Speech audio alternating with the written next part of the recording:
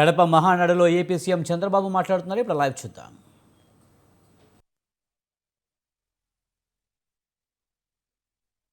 తెలుగుదేశం జై Telugu Desam, Amar high NTR, Amar high NTR, NTR Amar high. అందరికీ నమస్కారం. వేదిక పైనుండే పెద్దలకి,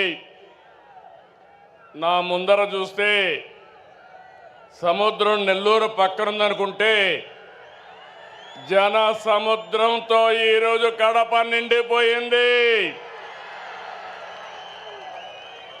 ఎక్కడ చూసినా మా తమ్ముళ్ళు, మా ఆడబిడ్డలే. ఎన్నోసార్లు కడపకు వచ్చాను, కానీ ఈరోజు మీ ఉత్సాహం చూస్తూ ఉంటే, మీ అభిమానం చూస్తూ ఉంటే నాకు ఒక ధైర్యం వచ్చింది. కొండనైనా ఢీ కొట్టి మీకు న్యాయం చేస్తానని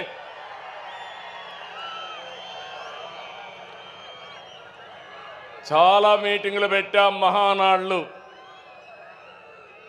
ఈరోజు మహానాడు కడపలో చూస్తున్నా. అందరూ అనుకున్నారు కడపలో మహానాడా అని. నాకు నమ్మకం ఉంది. కడప తెలుగుదేశం పార్టీ అడ్డా, అది నిరూపించడానికే ఇక్కడ పెట్టాం. అవునా కాదా తమ్ముళ్ళు మిమ్మల్ని అడుగుతున్నా?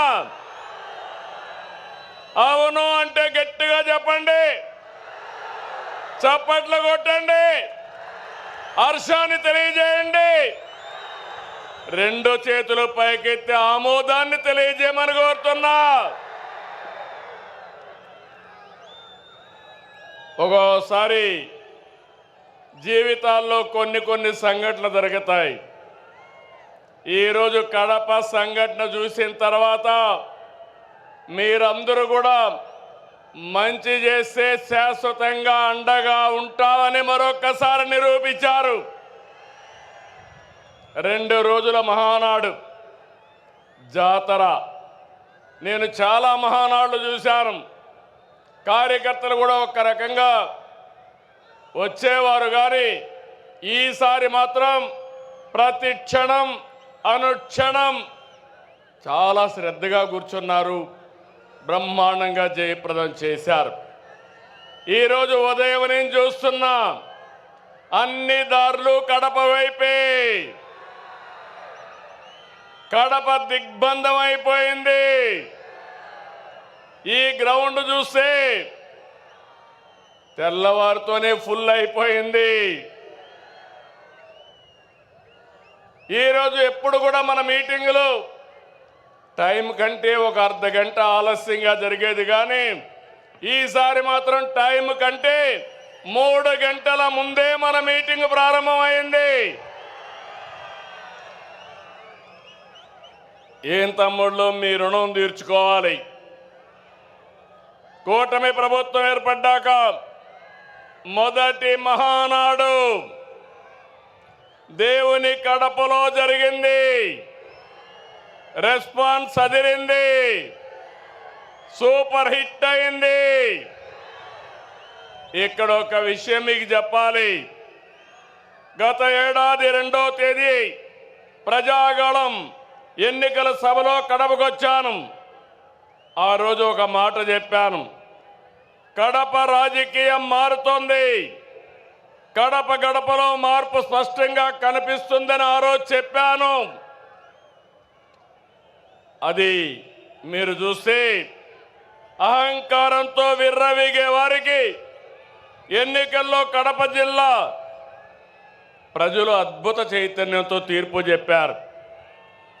ఈ ఎన్నికల్లో ఒక కడపే కాదు, రాష్ట్రం ప్రతి ప్రాంతం అద్భుతమైన విజయాన్ని సాధించాం.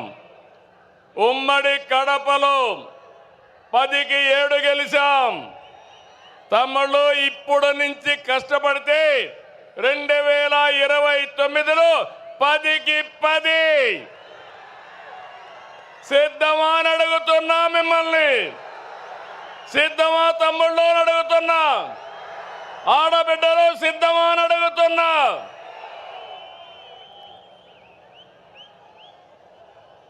ఈ ఎన్నికల్లో రాయలసీమ ప్రజలు అద్భుతమైన తీర్పిచ్చారు. 52 సీట్లకి 40 సీట్లు కూటమిని గెలిపించారు. ఇందులో టీడీపీ 40 దాకా గెలిపించారు. వైసీపీకి రాయలసీమలో 7 సీట్లు వస్తే తెలుగుదేశం కూటమికి ఒక్క ఉమ్మడి కడప జిల్లాలో 7 సీట్లు గెలిపించారు.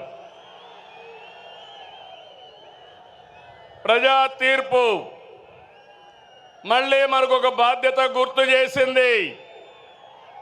కానీ ఈ తీర్పును మనం అర్థం చేసుకున్నాం. ఓడిపోయిన పార్టీ ఇప్పటికీ అర్థం చేసుకోలేదు, అర్థం చేసుకోదు కూడా. అధికారం కోసం పుట్టిన పార్టీ కాదు తెలుగుదేశం పార్టీ. ప్రజల జీవితాల్లో మార్చడానికి, మార్పు తేవడానికి పుట్టిన పార్టీ తెలుగుదేశం పార్టీ. అవునా కాదా అని మిమ్మల్ని అడుగుతున్నా.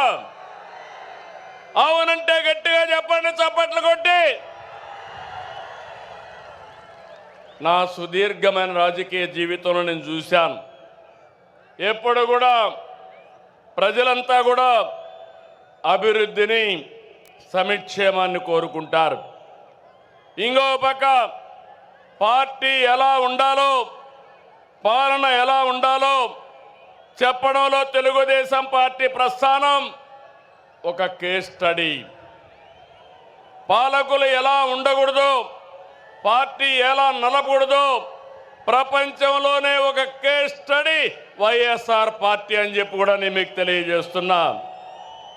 తెలుగుదేశం పార్టీ ప్రజా ఉద్యమాలు, పోరాటాలు, ఎన్నికలు, గెలుపులు కొత్త కాదని చెప్పి నేను మీకు తెలియజేస్తున్నా. గత ప్రభుత్వంలో 5 సంవత్సరాలు మనం పోరాటాలు చేశాం.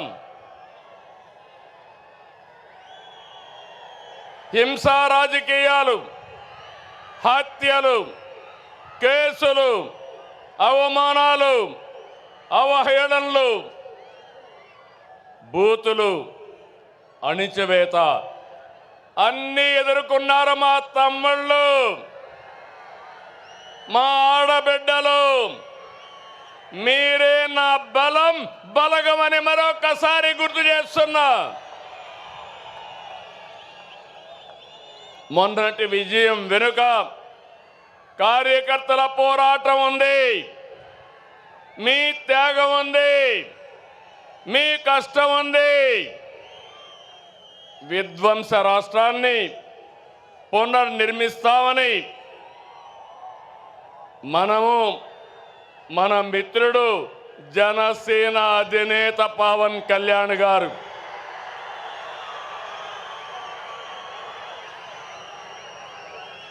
అదే మరిగా నరేంద్ర మోడీ గారి నాయకత్వంలో ఉన్న బీజేపీ ముగ్గురు కలిసాం, కూటమి ఏర్పాటు చేశాం. తమ్ముళ్ళు, అది చేస్తే దాని ప్రభావం అంతా ఇంత కాదని మరొకసారి విజ్ఞప్తి చేస్తున్నా. 94% స్ట్రైక్ రేట్, 57% ఓట్ షేరు, అదిరిపోయే మెజారిటీలు. ఒకప్పుడు ఎన్నికల అసెంబ్లీ అంటే 10,000, 15,000 మెజారిటీ వచ్చేది. మొన్న ఎన్నికల్లో కొత్త వాళ్ళకి సీట్లు ఇచ్చిన 83 మందికి 30,000 మెజారిటీలు వచ్చాయి. 30 మందికి 50,000 మెజారిటీ వచ్చింది. 10 మందికి 70,000 వచ్చింది. ముగ్గురికి 90,000 పైన మెజారిటీ వచ్చిందంటే ఇక్కడే గాజువాక ఎమ్మెల్యే పల్లా శ్రీనివాస్ ఉన్నాడు. 94,000 మెజారిటీ, అత్యంత మెజారిటీ. అదే మరి భీమనిపట్నంలో